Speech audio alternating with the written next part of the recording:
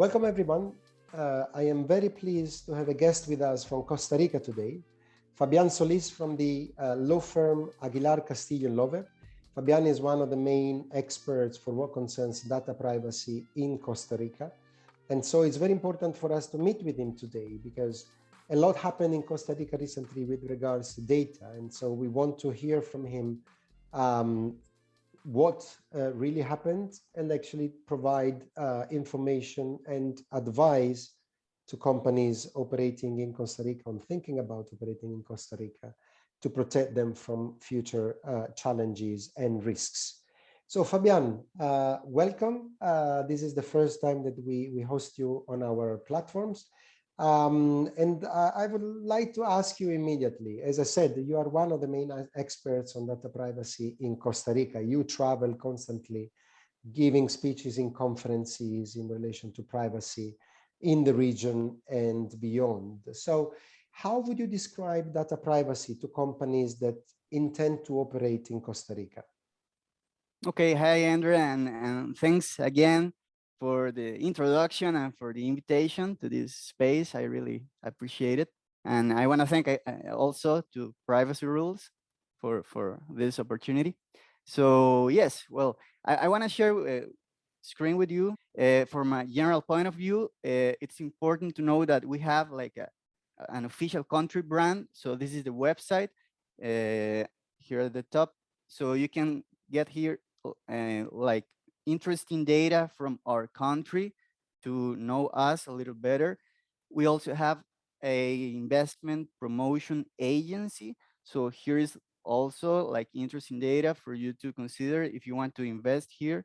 You will find here a lot of statistics, and you will notice that we have here like almost 300 international or multinational companies. One of them is IBM. So this is a news from 2009.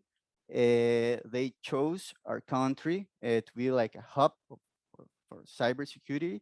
And also we are part of the OECD. So we have to comply with international standards that give us some stability at the international level.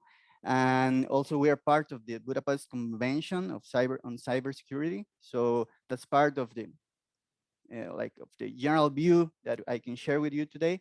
And from a privacy and data protection point of view, well, we have like a local data protection agency. We have like a local data privacy law since 2011. So we have some time working on these matters, but we have also a lot to learn. I believe that we have like a low degree of digital maturity right now, but we have a lot of opportunities and a lot of things to do. Muchísimas gracias. Actually, this gives a very broad perspective. So it's extremely informative and also reassures the fact that actually you have ratified the Budapest Convention, that you're members of the OECD, certainly is convincing for companies to invest in Costa Rica, and of course, receive advice from skilled lawyers like you. Costa Rica was on top of the news related to data in particular in the last weeks and months, because your country suffered, and in particular the government and critical infrastructure institutions suffered 2 waves of tremendous cyber attacks and ransomware in the past weeks. What's your comment about that? Certainly like a very critical situation. We are still dealing with it. The government have international allies and some people from the private sector that is working on it. We are dealing with the incident right now. We have had like 2 difficult months, and we have like around 30 public entities or institutions involved in this. Probably the most important entities involved in all of this problem are the Ministry of Finance, and also the customs agency has been compromised. For me, like the paramount topic here is the health system, because we have here a social security fund. There is like a big umbrella of the health system here in Costa Rica. So we have a network of public hospitals, and their system also has been attacked. and we have like a sensitive situation here with people's health. So that's part of the thing right now. And evidently, this is a critical situation. You mentioned critical infrastructures and the institutions that allow the normal functioning of the country, not only towards its own citizens, but also the reliability and trust for international trade and commerce, which is fundamental in a very interconnected world and economies. So in your perspective, and again, as an advisor to international companies, as you are, as your law firm is, if we try to look at the future and the post emergency, what do you see from the data privacy and cybersecurity perspective, and how would you advise your clients in that regard?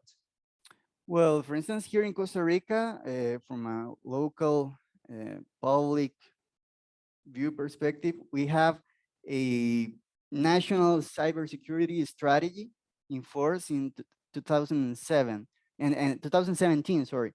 But this strategy, this plan was never implemented correctly or in total. So if you want to invest resources, if you want to choose a cybersecurity standard that would be the best for your company, the thing is that you should design the strategy and then implement the strategy and then follow up this strategy that has been implemented, choose the right security controls for your organization, because every organization is different. Now here in Costa Rica, because we are dealing with the public sector where, well, the differences between institutions are huge.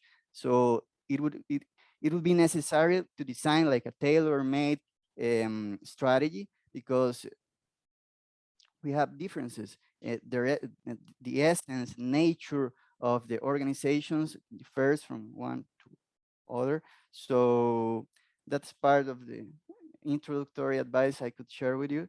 And now there are a lot of tools abroad. There are a lot of international standards.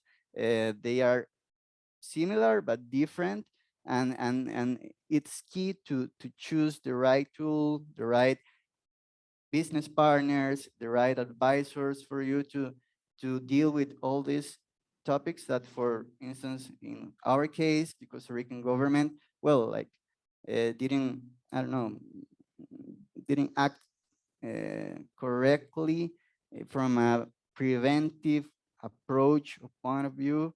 So now we have to deal with extraordinary costs and expenses that were not like considered at the beginning, or maybe, I don't know, 5 years ago.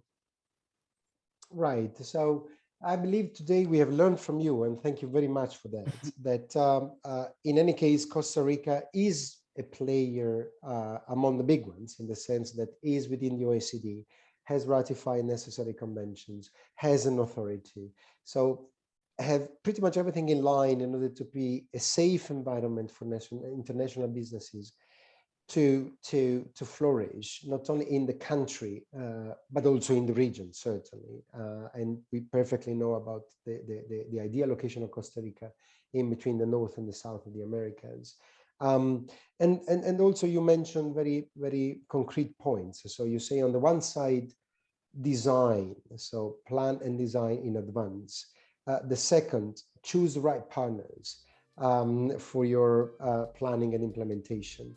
And then I understand, allocate necessary resources. So foresee in your financial expenditures for the future, actually, how to dedicate those resources, those funds needed for not only complying, but also protecting your business in the future. Fabian, I think this is a very solid and concrete advice that you provided for whoever is doing or will be planning to do business in the future in Costa Rica. We were very happy to meet you today. So I will say for the moment, muchísimas gracias and hasta pronto, because we are seeing again each other in about a week. Thanks again, Andrea, and I'm glad to be with you today.